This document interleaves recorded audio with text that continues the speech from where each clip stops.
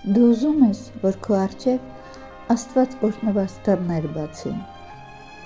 Այս ամենը իրական է, այդ մասին մի էլ կասկածի։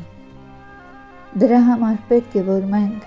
Աստծո կամքը լավ ճանաչենք։ Դրա համար անհրաժեշտ է կարդանք խոսքը և կատարենք։ Դա նման է անգին գանձի, որը գրված է Աստծո խոսքում։ Մեր օրհնության և փրկության ճանապարհն է այնտեղ բացվում։ Գտնում է նա, ով փնտրում է, ով բախում է դռները փակ, ով գիտակցում է հիմա է պահը, գուցե հետո չլինի ժամանակ։ Մի հապաղիր, փորձիր գտնել, ժամանակը շուտ է անցնում, ապահովիր քո ընթացքը,